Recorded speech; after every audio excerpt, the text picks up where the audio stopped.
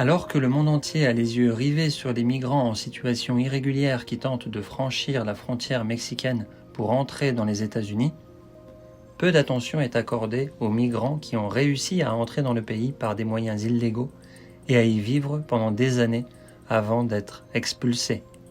Selon les chiffres officiels fournis par le service des douanes et de la protection des frontières des États-Unis, 1 541 651 personnes ont été arrêtées d'octobre 2020 à septembre 2021, contre 458 000 l'année précédente. Parmi ces plus d'1 million de personnes, 937 628 immigrants ont été expulsés en vertu de l'article 42 des Centres pour le contrôle et la prévention des maladies. La raison officielle était de prévenir la propagation de la Covid-19 et de réduire la menace potentielle que représentent ces populations pour le pays. C'est une tactique utilisée par les démocrates aux États-Unis. En d'autres termes, ils ont promis de ne pas expulser les immigrants et ont lancé une question plus délicate au niveau politique.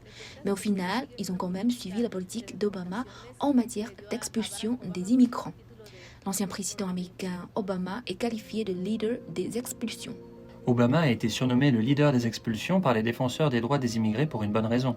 Au cours de ses 8 années au pouvoir, le gouvernement américain a expulsé officiellement plus de 3 millions d'immigrants irréguliers. En raison de l'expulsion irresponsable d'immigrants illégaux par les administrations américaines successives, le Mexique est contraint de faire face à des problèmes qui ne sont en quelque sorte pas les siens. Influencé par la Covid-19, le nombre de centres d'hébergement locaux pour les immigrés au Mexique a fortement chuté. De nombreux immigrés illégaux expulsés des États-Unis vivent dans la rue et leur cadre de vie et leurs conditions sanitaires sont préoccupants.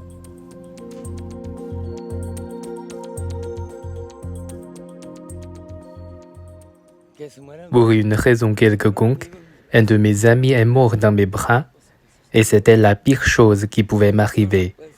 Je partageais une tente avec lui et nous partagions toujours la nourriture.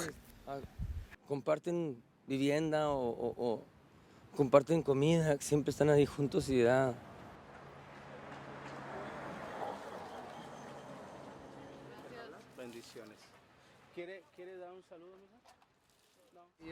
Mon souhait était d'aller dans une sorte de centre d'accueil parce que je vivais dans la rue avec ma femme.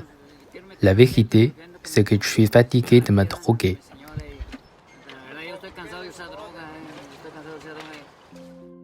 La situation actuelle à la frontière entre les États-Unis et le Mexique reste volatile et le message peu clair du président américain Joe Biden sur l'immigration entraîne une migration massive de personnes. Beaucoup pensent qu'ils ne seront pas expulsés des États-Unis, mais la réalité est tout autre et ils risquent d'être victimes de la traite des êtres humains et de la drogue sur le sol mexicain.